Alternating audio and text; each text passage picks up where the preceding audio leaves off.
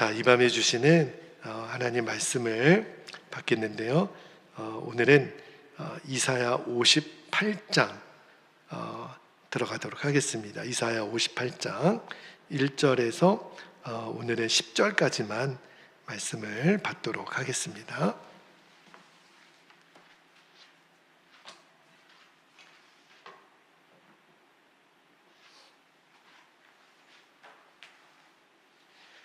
자, 1절에서 10절까지 한 절씩 말씀을 교독하여 받겠습니다. 1절, 크게 외치라. 목소리를 아끼지 말라. 너의 목소리를 나팔같이 높여 내 백성에게 그들의 허물을, 야곱의 집에 그들의 죄를 알리라.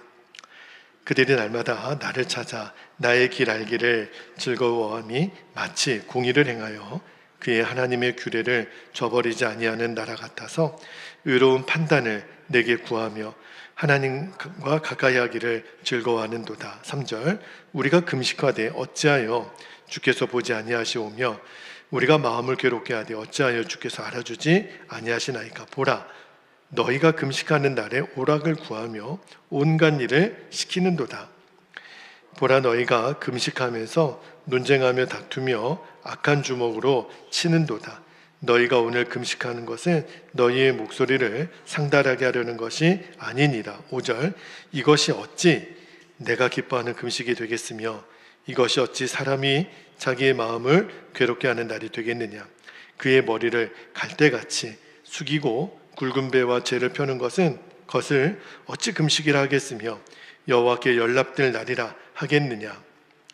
내가 기뻐하는 금식은 흉악의 결박을 풀어주며 멍에의 줄을 끌어주며 압제당하는 자를 자유하게 하며 모든 멍에를 꺾는 것이 아니겠느냐. 7절, 또 줄인 자에게 내 양식을 나누어 주며 유리하는 빈민을 집에 들이며 헐벗은 자를 보면 입히며 또 내 굴육을 피하여 스스로 숨지 아니하는 것이 아니겠느냐.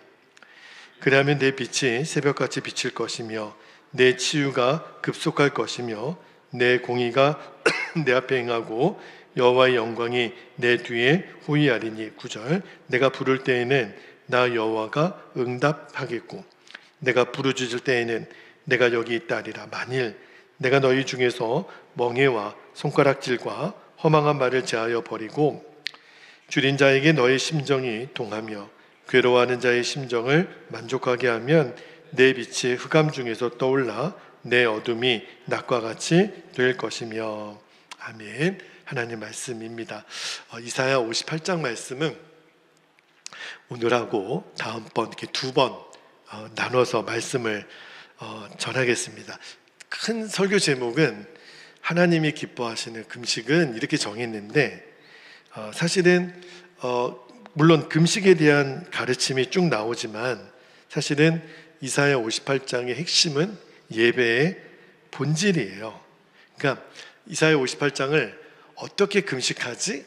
이 관점으로 보는 게 아니고 하나님은 어떤 믿음을 기뻐하시지? 이 관점으로 보는 겁니다. 왜 그러냐면 당시 여러분 유다의 종교적인 형편을 살펴보면 여러분 유다는 굉장히 종교적으로는 활발했습니다. 그들은요 그 나라는 망하고 포로로 잡혀 있을지언정 예배는 멈추지 않았어요. 성전에는 늘 사람들이 모였고요, 절기를 지켰고 제사를 드리고 상당히 많은 사람들은 금식도 많이 했습니다. 기도도 많이 했어요.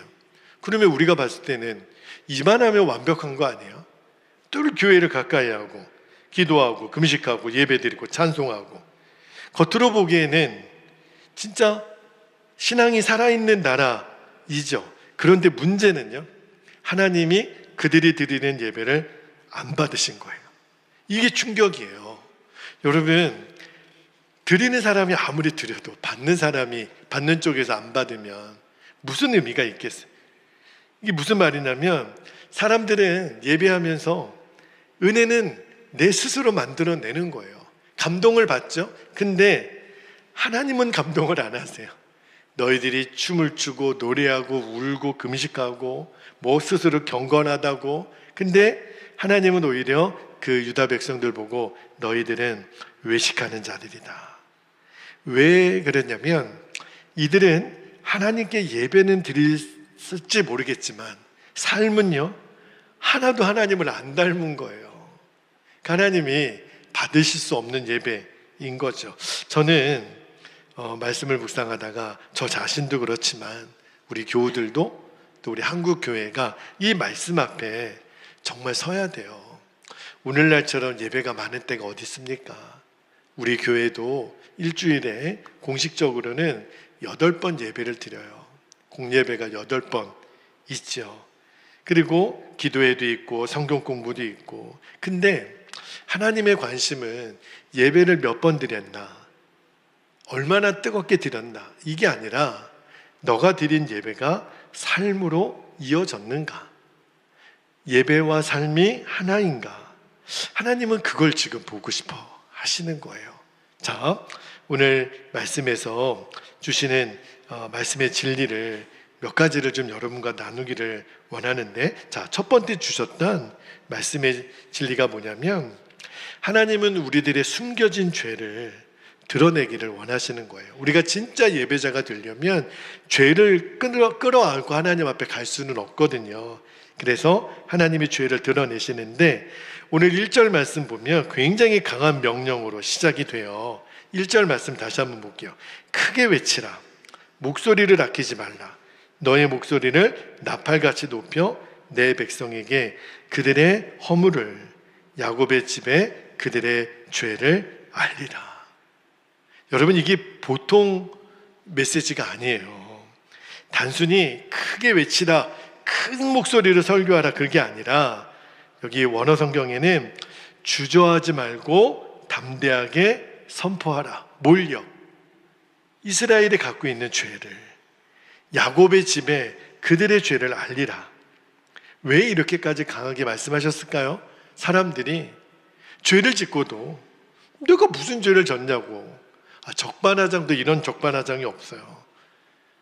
죄를 짓고도 내가 지은 죄가 뭔지 모르는 상태, 이게 제일 무서운 상태. 이거는 어떻게 구제가 안 돼요. 왜냐하면 여러분 생각해 보세요. 내가 병이 있는데 내가 병을 몰라요. 그럼 치료를 어떻게 받아요? 아니, 내가 죄가 있는데 내 죄가 있다고 인정하지 않으면 회개가 그 사람에게는 없잖아요. 이게 문제인 거예요. 그래서 하나님이 선지자들을 계속 보내시잖아요. 예레미야, 에스겔, 그죠? 계속 선지자를 보내세요. 이사야. 그러니까 선지자의 사명은 뭐죠?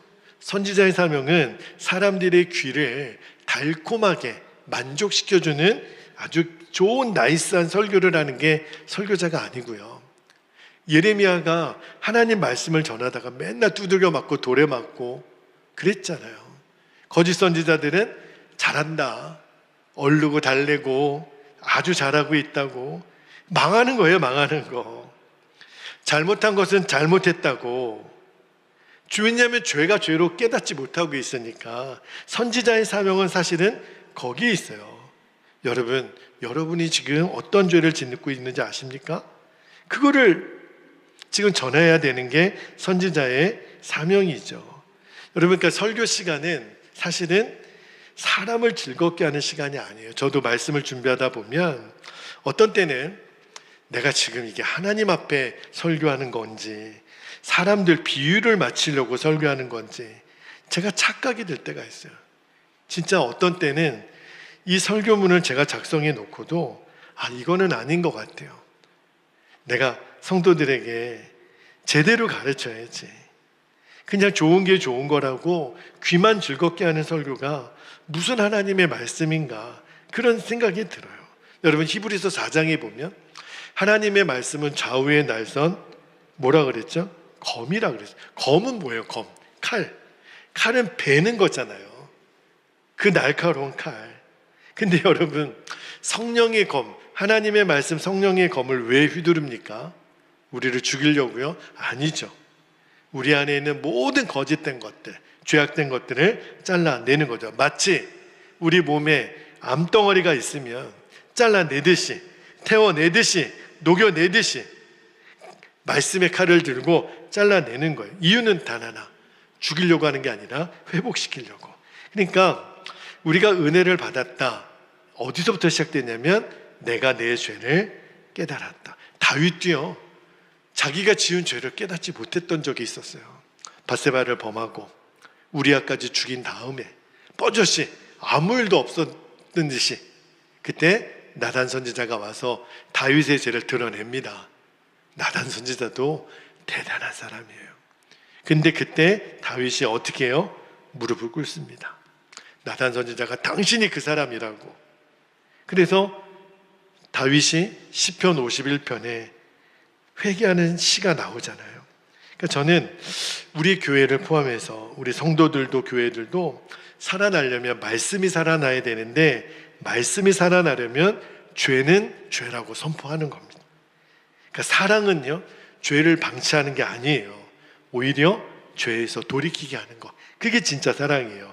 자, 두 번째 주시는 말씀의 진리는, 그래서 하나님이 죄를 드러내시는데 이스라엘의 문제점 하나를 드러내세요. 그게 뭐냐면 형식적인 경건입니다. 두 번째 주신 말씀의 진리가, 하나님은 형식적인 경건을 기뻐하지 않으신다. 이 말씀을 좀 나눌게요. 자, 2절 말씀에 보면 굉장히 아이러니한 말씀이 나와요. 2절 한번 볼게요. 2절에 보니까 그들이 날마다 나를 찾아 나의 길 알기를 즐거워함이 마치 공의를 행하여 그의 하나님의 규례를 저버리지 아니하는 나라 같아서 의로운 판단을 내게 구하며 하나님과 가까이 하기를 즐거워하는도다. 여러분이 2절 말씀만 딱 떼어놓고 보면 완벽한 신앙인 아니에요? 매일 하나님, 날마다 하나님 찾고 날마다 하나님 뜻 알려달라고 기도하고 금식하고 하나님께 가까이 하는 것을 즐거워했다. 이 정도면 완벽한 신앙인 아닙니까? 근데 하나님은 인정하지 않으신다. 왜요? 겉모습만 있는 게 겉모습만. 마치 예수님이 저주하셨던 그 무화과 나무, 무성한 잎만 있고 열매가 없었던 그 무화과 나무. 그래서 예수님이 책망을 하셨어요. 이런 모습을. 자, 마태복음 15장 8절 한번 볼까요? 마태복음 15장 8절에 그냥 잎만 무성한 열매 없는 무화과 나무 같은 외식하는 자들에게 뭐라고 말씀하셨냐면, 이 백성이 입술로는 나를 공경하되 마음은 내게서 어떻다고요? 멀도다. 여러분, 이 범주에 나도 들어갈 수 있어요. 이거를 알아야 돼요. 그러니까 외식이 얼마나 무서운 줄 알아야 돼요. 외식이 뭐예요? 믿음은 없는데 믿음이 있는 척하는 거, 믿는 척하는 거, 아는 척하는 거, 그런 척하는 거. 그게 사실은 더 무서운 거예요. 왜 그러냐면, 잘 보세요. 왜 외식적인 신앙이 무섭냐면 적반하장으로 나와요. 3절 한번 볼게요. 3절에 보면 백성들이 하나님께 대듭니다. 어떻게 대들죠? 하나님, 우리가 금식하되 어찌하여 주께서 보지 아니하시오며 우리가 마음을 괴롭게 하되 어찌하여 주께서 알아주지 아니하시나이까. 와, 정말 간이 배 밖으로 나온 사람들 아니에요? 이게 무슨 말이에요? 아니, 하나님, 우리가 금식했고 기도했으면 응답해 주셔야 되는 거 아니에요? 좋은 거 주셔야 되는 거 아니에요? 이 칼만 안 들었지 깡패 아닙니까? 여러분, 하나님이 언제 예배와 축복을 거래하신 적이 언제 있으셨어요? 오히려 거꾸로 하나님은 우리의 행위가 아니라 마음의 중심을 보시는 거거든요. 근데 이들의 문제가 뭐냐면 여기 3절 후반절에 나와요. 금식하는 날에도 자신들의 욕심을 버리지 않습니다. 자, 3절 후반부 볼게요. 보라, 너희가 금식하는 날에 뭐 했어요? 오락을 구하며 온갖 일을 시키는도다. 그들에게 종들이 있었어요. 이방인들을 종으로 삼고 막 짐승처럼 부려먹었거든요. 근데 금식하는 날에 더 그랬다는 거예요. 더 오락을 즐기고. 이게 무슨 금식이에요? 이게 무슨 하나님 받으시는 경건이에요? 4절은 한술 더 뜹니다. 4절도 한번 볼게요. 보라, 너희가 금식하면서 논쟁하며 다투며 악한 주먹으로 치는도다. 너희가 오늘 금식하는 것은 너희의 목소리를 상달하게 하려는 것이 아니니라. 너희들 지금 금식하지만 기도 그거 아니야. 너희들 잘 봐봐. 논쟁하고 다투고 심지어는 폭력까지 행사했다는 거예요. 금식하면서. 그러면서 하나님께 복은 구해요. 이 모순이죠, 모순. 말도 안 되는 거죠. 근데 여러분, 이게 우리의 모습일 수 있다니까요. 주일에는 할렐루야를 외치고 예배 드려요. 근데 월요일 날 또 우리 직장에서, 가정에서, 세상에서 여러분, 우리의 모습을 정말 한번 돌아봐야 돼요. 예배했는데, 금식을 했다니까요. 근데 오히려 더 오락하고 온갖 일을 시키고 주먹으로 치고 오히려 가까이 있는 사람들에게 상처 주고 기도는 하는데 용서하지 않고 하나님이 기뻐하지 않으신다. 하나님, 나 너희들 예배 안 받겠다는. 하나님은 우리의 예배도 받으시기를 원하시지만 삶을 받기를 원하시거든요. 여러분, 우리가 예배는 1시간으로 끝나잖아요. 그러나 우리의 믿음은 일주일 내내 계속되어야 하는 거거든요. 그 은혜가 여러분에게 있기를 축복합니다. 자, 세 번째 주시는 말씀의 진리도 나눌게요. 자, 하나님이 이제는 외식을 싫어하신다 그랬잖아요. 세 번에 그 외식이 뭐냐면 마음의 변화가 없는 종교 행위가 외식이에요. 그거를 하나님이 거절하십니다. 자, 5절 말씀 볼게요. 하나님이 너희들이 하는 금식에 대해서 뭐라고 평가를 하셨냐면, 보세요.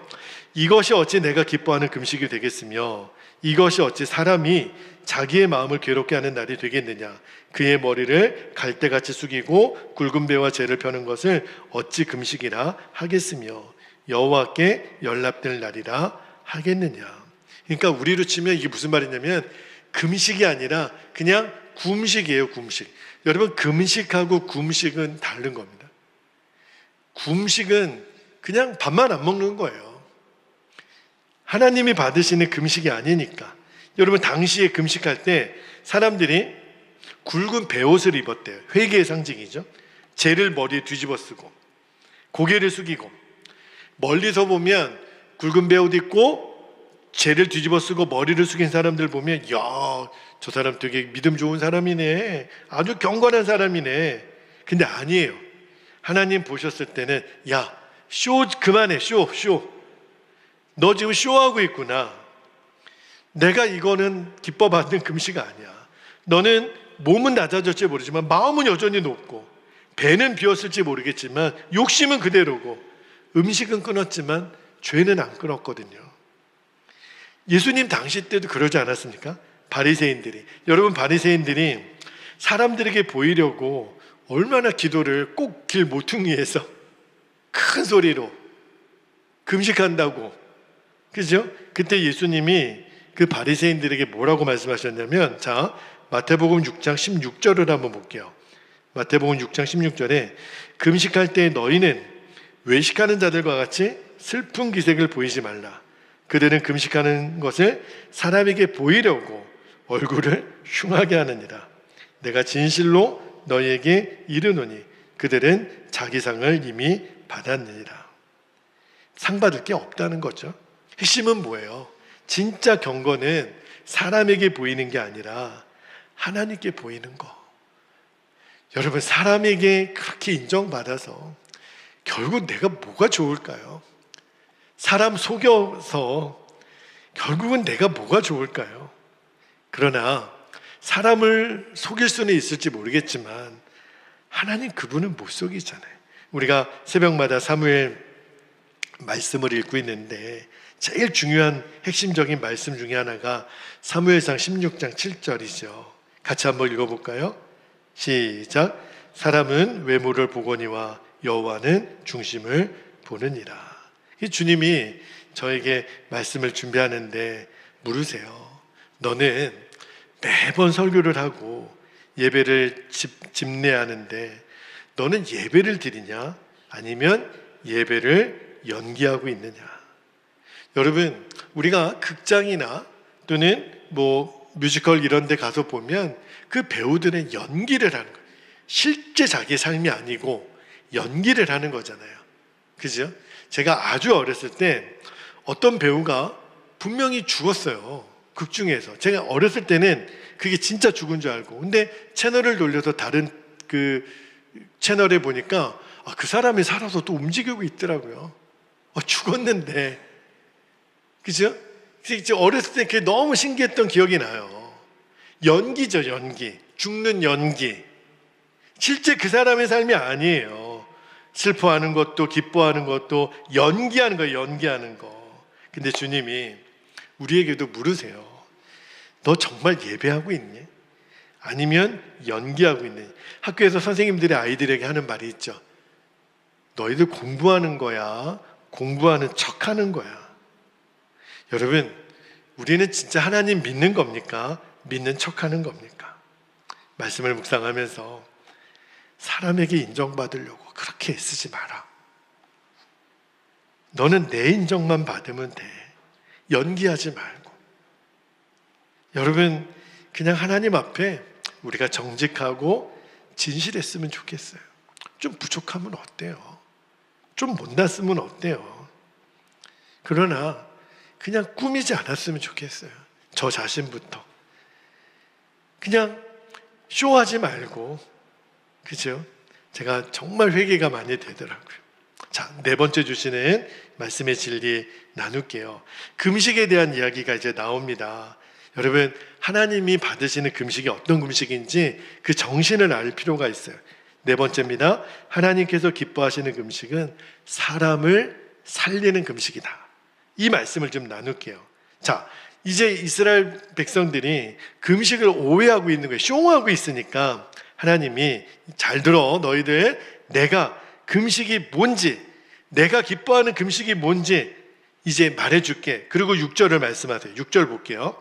6절에 보니까 내가 기뻐하는 금식은 흉악의 결박을 풀어주며 멍에의 줄을 끌어주며 압제당하는 자를 자유하게 하며 모든 멍에를 꺾는 것이 아니겠느냐. 여러분, 이 6절 말씀 보면 흉악의 결박은 누구의 흉악의 결박이에요? 나의 것일 수도 있겠지만 말씀의 맥락을 잘 읽어보면 다른 사람의 결박이에요. 그러니까 지금까지 알고 있었던 이스라엘의 금식의 개념을 하나님이 완전히 뒤집는 거예요. 그러니까 이스라엘은 이제까지 금식은 내가 무언가를 하나님께 만들어서 포장해서 드리는 것, 그게 금식이라고 생각했어요. 나는 굶으면서 예물을 올려드리는 거죠.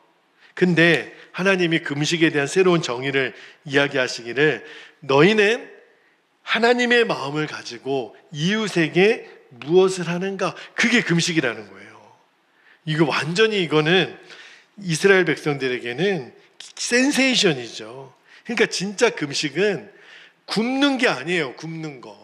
굶는 행위가 금식을 규정하는 게 아니고, 금식은 뭐냐면 흉악의 결박, 내 안에 있는 죄를 끊어내고 욕심을 끊어내고 특별히 내 중심적, 내 배만 배부리려고 하는 거, 그걸 끊어내고 다른 사람을 섬기라는 거예요. 그러면서 네 가지를 말씀하시잖아요. 자, 여기 보니까 흉악의 결박을, 6절에 흉악의 결박을 풀어주라. 여러분, 결박이 뭐예요? 사람을 묶는 거잖아요. 근데 당시의 권력자들이 그랬대요. 사람들을 빚으로 묶어버리고 아주 고금리로 노동으로 억압하고 재판으로 착취하고. 근데 주님 말씀하시기를 너는 사람을 묶는 자가 아니라 풀어주는 사람이 되라. 여러분, 우리도 지금 사람을 묶을 수 있어요. 목사님, 제가 뭐 밧줄로 묶었어요? 뭘로 묶었어요? 아니요, 묶을 수 있어요. 뭘로 묶을까요? 미움으로. 내가 누군가를 미워하면 그 사람을 묶어버릴 수 있어요. 정죄하는 말로, 용서하지 않는 마음으로, 험담으로, 편견으로 묶을 수 있어요. 근데 주님 오늘 말씀하시기를 그러지 말라는 거예요. 그럼 나 너희들의 금식 안 받겠다는 거예요. 예수님은 계속 풀어주셨어요. 현장에서 가늠하다 잡힌 여인 풀어주셨어요. 세리장 삭개오 그 죄책감에서 풀어주셨어요. 오늘 하나님의 구원이 이 집에 임하였다. 죄인들을 하나님의 은혜 안으로 풀어주셨어요. 풀어놓아 다니게 하라. 그러니까 교회는 어떤 곳이 되어야 되냐면 정죄하는 곳이 되어서는 절대 안 됩니다. 그러니까 교회에서는 절대 어느 누구라도 판단하거나 정죄해서는 안 돼요. 누구라도 어떤 사람이라도 교회에 오면 자유를 경험하는 것. 그리고 예수님 말씀하셨잖아요. 진리를 알지니 진리가 너희를 뭐하게 하리라? 자유하게 하리라. 내 한마디 말로 사람을 살릴 수도 있고 죽일 수도 있구나. 묶을 수도 있구나. 여러분, 나는 어떤 사람이죠? 오늘 봐야 돼요. 여기 보니까 6절에 압제당하는 자를 자유하게 하라는 말씀이 나와요. 이거는요, 정치적인 해방을 말하는 게 아니에요.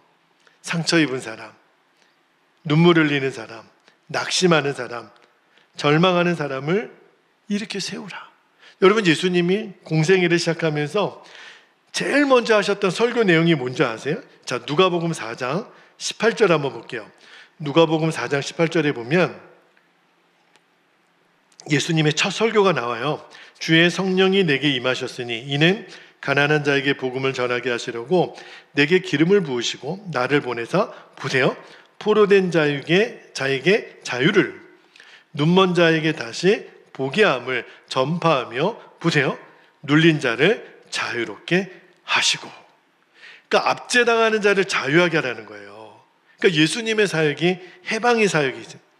그러니까 교회가 그 사명을 받은 거예요. 그러니까 교회는 어떤 상처 입은 사람이 오더라도 회복되는 곳, 죄인이 용서받는 곳, 절망한 사람이 소망을 얻는 곳, 우리 베델교회가 꼭 그런 교회가 되기를 축복합니다. 또 하나 여기 보면 6절에 줄인 자에게 너의 양식을 나눠주라. 이게 핵심이에요. 굉장히 실제적이죠. 먹을 것을 나누라. 야고보 사도가 똑같은 그 말을 했어요. 자, 야고보서 2장 16절에 보면 보세요. 너희 중에 누구든지 그에게 이르되 평안히 가라, 덥게 하라, 배부르게 하라 하며 그 몸에 쓸 것을 주지 아니하면 무슨 유익이 있으리요. 이게 무슨 말이냐면 요 며칠 동안 날이 엄청 더웠잖아요. 자, 지난 월요일, 화요일 또 세 분이 내려오셔서 이제 마지막 여러분 이제 둘러보시면 이제 깨끗하게 잘 정리가 됐습니다. 제가 처음에 기도했던 것처럼 완벽은 아니더라도 최선을 다했으니 하나님 보시기에 기뻐하실 줄 믿습니다. 근데 그 땡볕에 잘 보세요. 막 땀을 비오듯이 흘리시는 거예요. 근데 제가 옆에 서서 아이고 얼마나 더우시겠어요. 그리고 또 계속 일하시는 분의 앞에서 얼마나 더우시겠어요. 제가 이렇게 말만 하면 지금 더워서 일하시는 분들이 어떻게 느낄까? 목사님, 저를 그렇게 걱정해 주셔서 너무 고맙습니다. 근데 제가 10분 있다 또 와서 얼마나 더우시겠어요. 그러면 그 일하시는 분에게 제가 어떻게 하면 되는 거예요? 시원한 물 한 잔이라도 갖다 주는 거잖아요.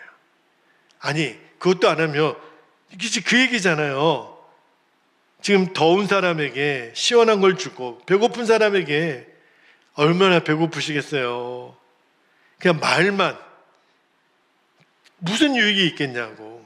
그러니까 사랑은 반드시 행동으로 나타나야 된다는 것을 말씀하죠. 그러니까 초대교회가 세상을 감동시킨 이유가 여기 있잖아요. 내 것이 너와 내 것이 없었죠. 그냥 다 공동. 여러분, 초대교회 성도들은 가난한 사람이 없었어요. 왜? 다 같은 거니까. 자기 거라고 주장하지 않았으니까. 오늘날 우리 교회가 꼭 회복돼야 될 것. 많은 것을, 말씀을 많이 아는 것도 중요하지만 사랑을 삶으로 실천하는 교회가 되기를 축복합니다. 여기 6절 마지막에 보면 골육을 피하지 말라는 표현이 나와요.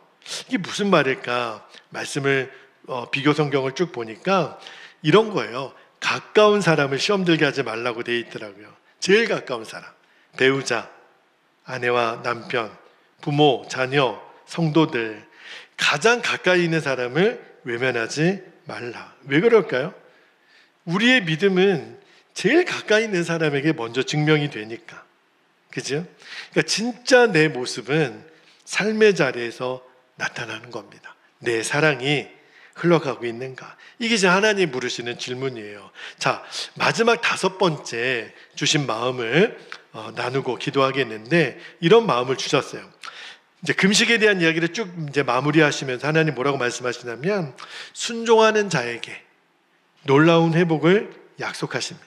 8절에서 10절까지 쭉 나오는데, 자, 하나님은 뭔가를 이렇게 명령하신 다음에 꼭 약속을 주시거든요. 8절 한번 볼게요. 8절을 보니까 하나님 뭐라고 약속하시냐면, 그리하면 이제 흉악의 결박을 끊어내는 금식을 너희들이 실천하면 뭐라고 말씀하시죠?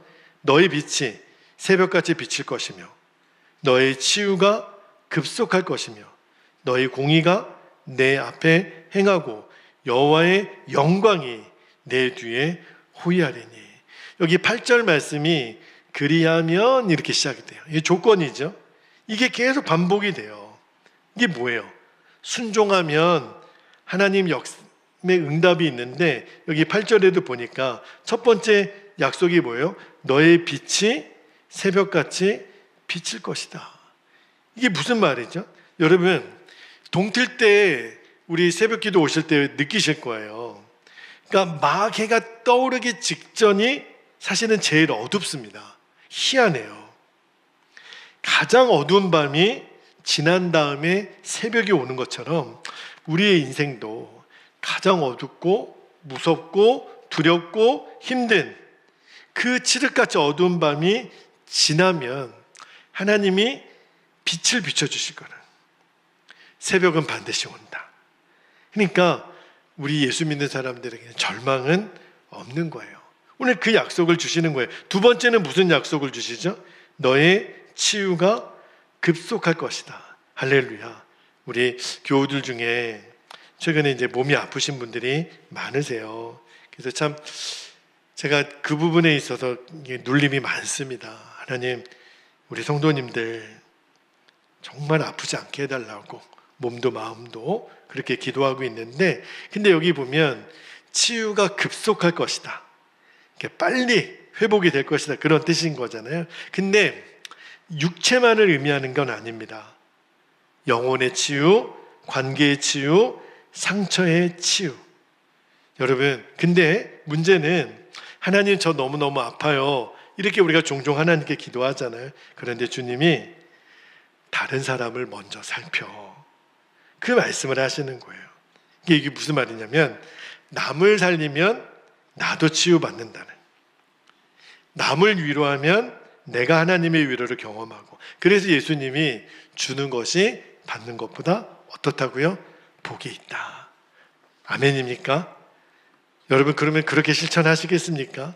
그리고 여기 8절에 세 번째 뭐라고 그러냐면, 너의 공의가 너의 앞에 행하고 여호와의 영광이 내 뒤에 호위하리라.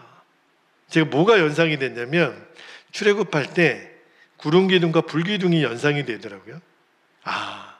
하나님이 우리의 앞길은 의로 열어주시고 뒤에는 하나님의 영광이 보호하시는, 마치 구름기둥과 불기둥이 이스라엘 백성들을 앞뒤에서 호위했던 것처럼, 하나님께 순종하는 사람은 혼자 걷는 게 아니라 하나님이 앞에서도 인도하시고 뒤에서도 보호하시는구나. 마지막 한 가지만 더요. 네 번째 뭐라고 하나님이 약속의 응답을 주셨냐면 9절이 그래요. 9절. 자, 9절 한번 같이 읽어볼까요? 시작. 내가 부를 때에는 나 여호와가 응답하겠고 내가 부르짖을 때에는 내가 여기 있다 하리라. 기도 응답의 비결이 여기 나와요. 그러니까 어떤 기술이 아니에요. 기도는 삶을 보시겠다는 거예요. 순종하는 사람에게 기도의 능력을 주시겠다는 거예요. 여러분, 엘리야도 우리는 생각에 엘리야가 기도의 능력이 대단했나? 아니에요. 그냥 하나님 말씀에 순종하고 동행했기 때문에. 그러니까 하나님도 지금 어떤 사람이 기도에 응답하시냐면 순종하는 사람. 지금 쭉 얘기했잖아요. 하나님이 기뻐하시는 금식에 도대체 무슨 의미인지 쭉 나눴고, 그리고 약속의 말씀을 하나하나씩 주잖아요. 그 말씀을 믿고 순종하는 사람에게 기도의 응답을 주시겠다는 거예요. 말씀을 마무리할게요. 주님은 금식하라 말씀하기 전에 핵심은 뭐냐면 우리의 예배예요. 변화된 삶을 보이라는 거예요. 음식을 끊는 것보다 더 중요한 거는 죄를 끊어내라. 하루 굶는 것보다 한 사람을 더 살리라. 여러분, 사람을 살리는 데 쓰임받기를 축복합니다. 하나님이 누구를 찾으세요? 종교적인 행위의 사람이 아니라 하나님의 마음을 품은 사람. 저와 여러분이 꼭 그리 되기를 축복합니다. 자, 우리 이제 기도하겠습니다. 후반부 말씀은 다음 주에 한 번 더 나누도록 하겠고요. 자, 오늘 두 가지 주신 기도 제목을 우리가 붙잡고 기도할 텐데, 첫 번째는 형식적인 신앙을 버리고 삶으로, 예배뿐만 아니라 삶으로 하나님을 기쁘시게 하는 참된 예배자가 되기를, 그렇게 우리가 기도하시고, 두 번째는 하나님의 사랑을 실천하되 오늘 금식의 최고의 초점이 뭐냐면 내 옆에 있는 사람, 가장 가까이 있는 사람, 그 사람을 살려내라는 거예요. 그리고 세상을 회복하는 복의 통로로 우리를 사용해 주시도록, 우리의 금식이 그렇게 쓰임받기를 주님 소망합니다. 오늘 주신 말씀과 기도의 제목을 붙잡고 이 시간 주님의 이름을 간절히 부르고 통성으로 기도하겠습니다. 주여